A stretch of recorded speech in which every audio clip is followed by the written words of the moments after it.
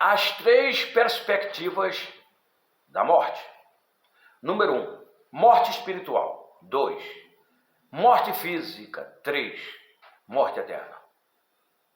Os nossos primeiros pais foram vitimados por estes fenômenos, exceto a morte na sua perspectiva final, que é a morte eterna.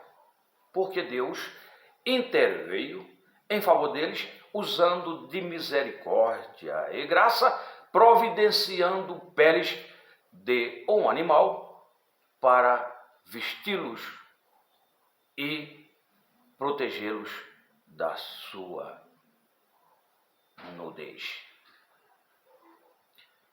Acontece que aquele animal era uma figura do Cristo, que no futuro viria na condição de Cordeiro de Deus, que tira o pecado do mundo.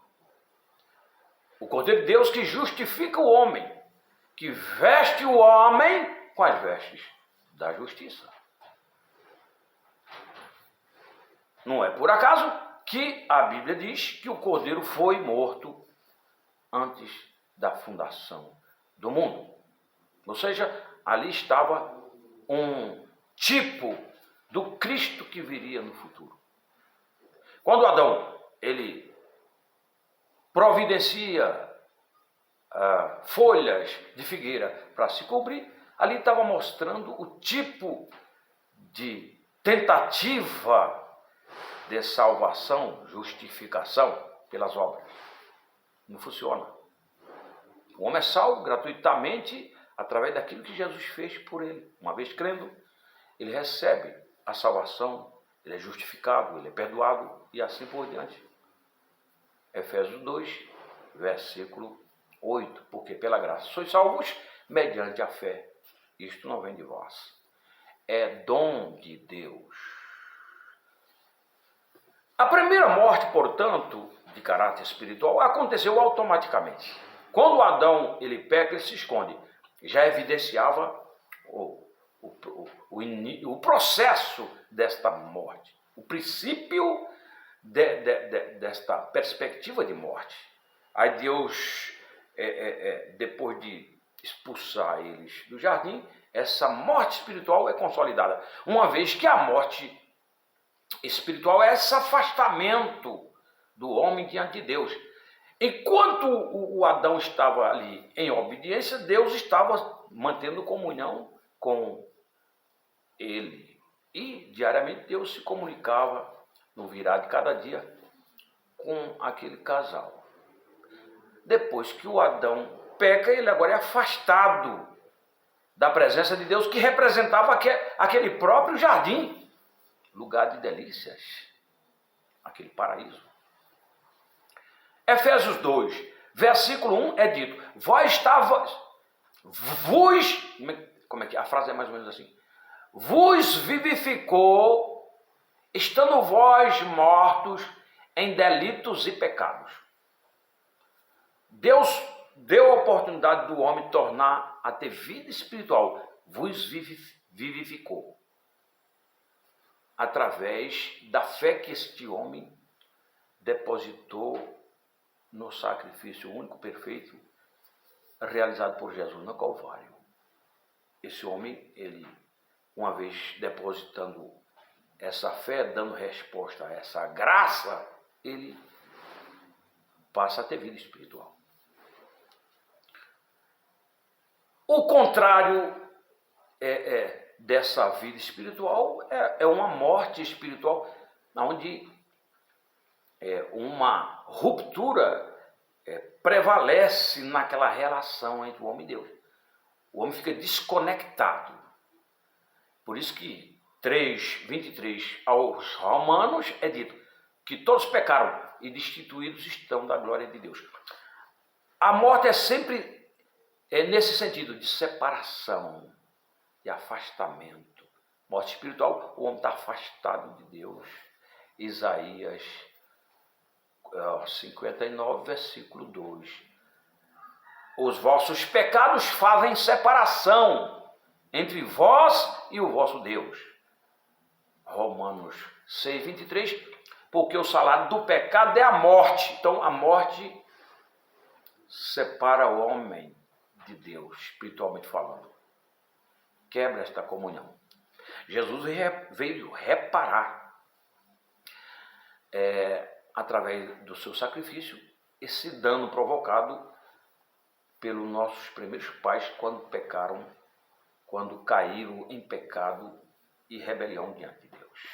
A morte física, ela não aconteceu automaticamente com Adão e Eva. Eles viveram muito, Adão viveu mais de 900 anos. Mas a morte espiritual aconteceu automaticamente. O Tiago, ele vai nos informar o seguinte a respeito da morte física. Assim como a fé sem obra é morta, o corpo sem espírito também está morto. A morte física, esse afastamento entre o corpo e o espírito. A Bíblia diz, Eclesiastes 12:7, o corpo volta ao pó de onde veio e o espírito volta a Deus. Hebreus 9:27, porque aos homens está ordenado morrerem uma só vez, vindo depois disto o juízo.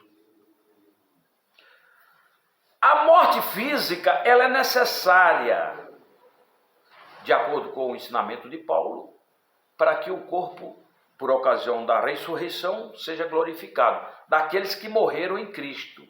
Por isso que Paulo é muito claro quanto a isso, ao dizer, nem todos nós morreremos, mas transformados seremos no momento, no abrir e fechar de olhos, no soar da última trombeta. Os que morreram em Cristo ressuscitarão primeiro, e nós, os que estivermos vivos, seremos transformados, arrebatados, e iremos ao encontro do Senhor, e com Ele estaremos para sempre. A Bíblia ainda diz, Filipenses 3:21, o seguinte, aquele que tem o poder de sujeitar a si mesmo todas as coisas, transformará o nosso corpo de humilhação, um corpo mortal, em um corpo de glória semelhante ao seu. A morte, ela se tornou natural depois que os nossos primeiros pais pecaram. Ainda que não seja ideal, mas se tornou natural, a morte física. Agora, quando a pessoa tem uma comunhão com Deus, esta morte já não representa mais um fim em si mesma, mas um meio de nos promover a uma vida eterna, um meio de nos levar a esta vida eterna prometida por Jesus, que já começa aqui pela fé. Porque Jesus representa esta vida eterna. 1 João, capítulo de número 5, versículo 12, é dito, quem tem um filho de Deus tem a vida eterna.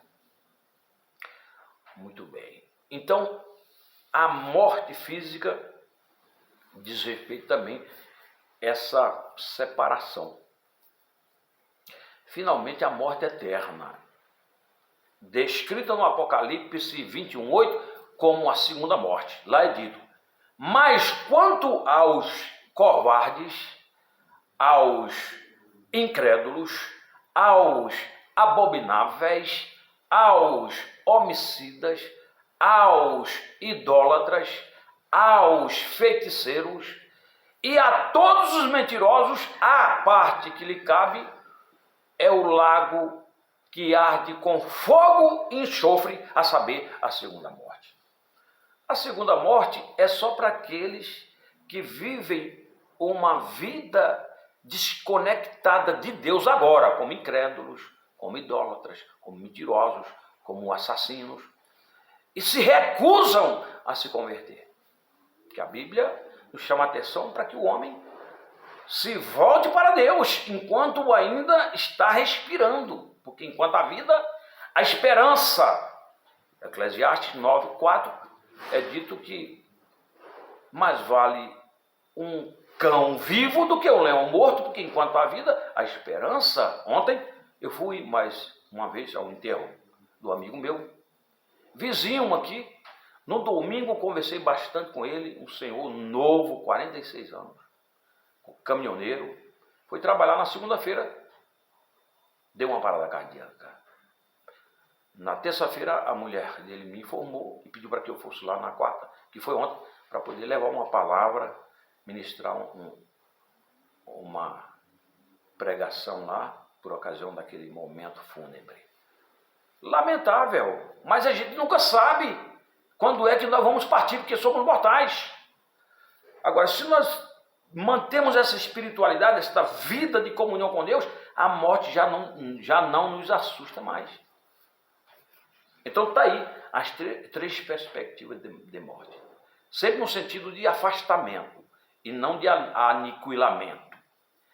A morte espiritual, o afastamento de Deus, através da quebra da comunhão, da ruptura por conta do pecado. Jesus, ele já veio resolver. Ele é o Cordeiro de Deus que tira o pecado do mundo, mas resta a cada um de nós dar uma resposta a essa graça, oferecida a todos os homens de acordo com Tito 2,11. A graça de Deus se manifestou salvadora a todos os homens. Muito bem. A morte física é essa separação entre corpo e espírito.